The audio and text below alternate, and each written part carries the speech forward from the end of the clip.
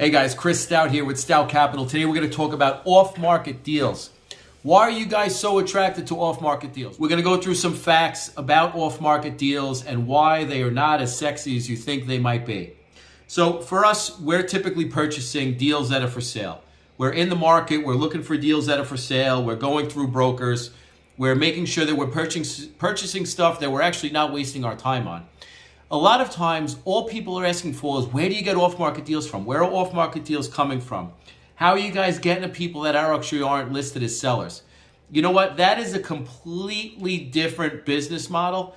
And as far as I'm concerned, it's extremely difficult to be monitoring what's actually coming on the market and monitoring what's not on the market. You have to be such in the know and deep in to be getting off-market deal leads. If you're a newbie and you're starting to look for off-market deals, you're looking in the completely wrong spot. The chances of you actually falling into a deal that isn't really for sale and you're going to be able to close that deal, it's not impossible, but it's very difficult. So there's two different types of off-market deals, typically. It's deals that are sitting in the broker's pocket. So it would be a seller of a broker that says, hey man, if you're able to get me $150,000 a door, we're sellers. Outside of that, we're not sellers.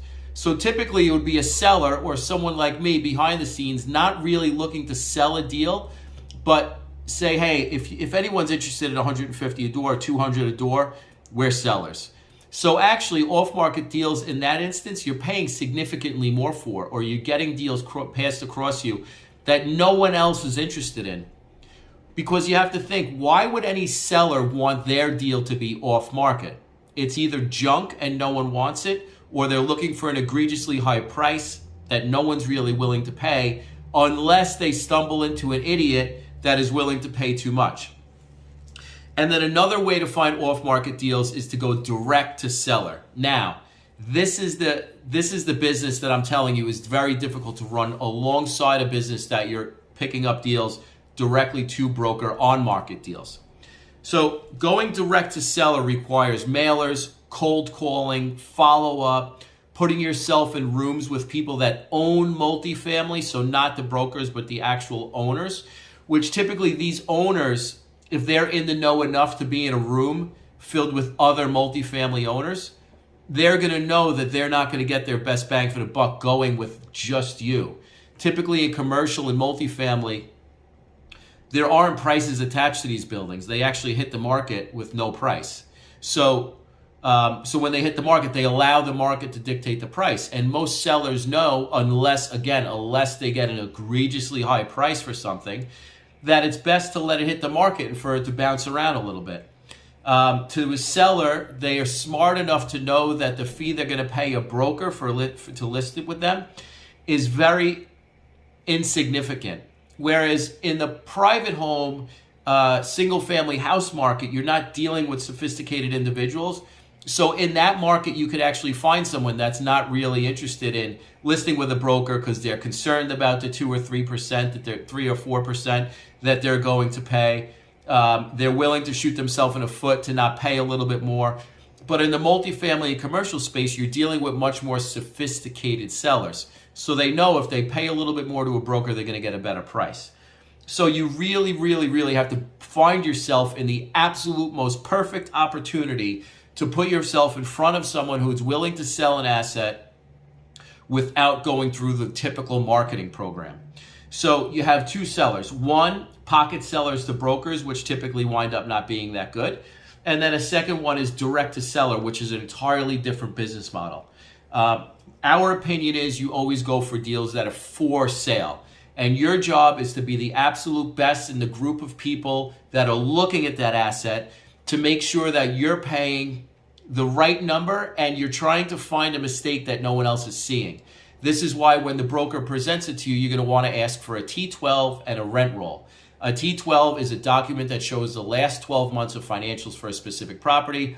And the rent roll is each name on the rent roll, how much you're getting, when the leases are expiring, on and on and on. So you want to find errors in those papers. We've actually seen it that on the T12, they were including the debt service as an operating expense so that their real NOI, net operating income, was significantly higher than they even knew. Debt service is below the line. So you have net operating income and debt service is below that. Why is that? Because debt service is different for everybody in every deal.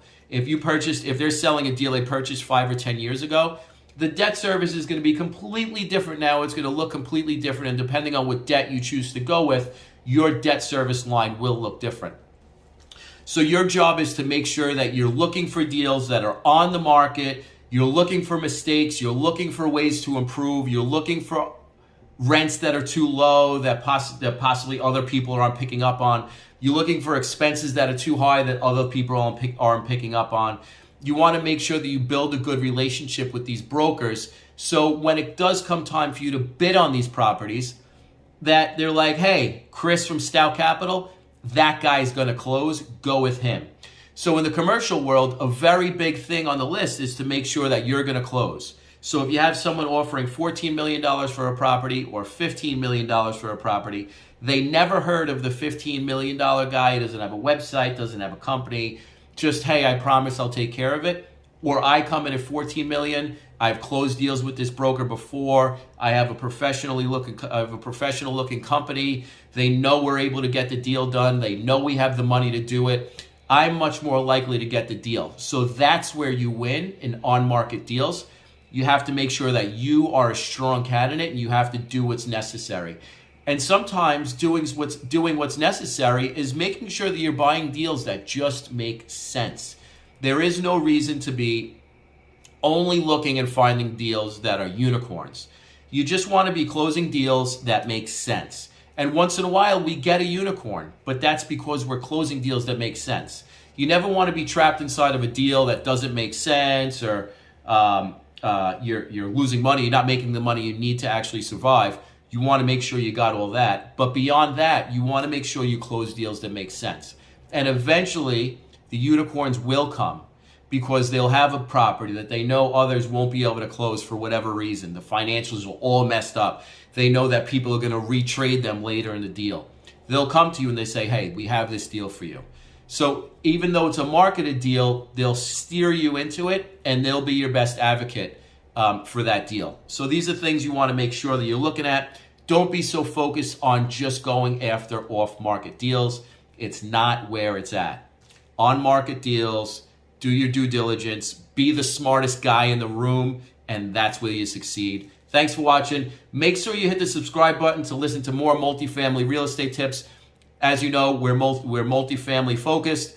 I do know a lot about commercial real estate and residential real estate, but most of the videos here, follow it if you want multifamily tips. We'll speak to you soon. Thanks for coming by.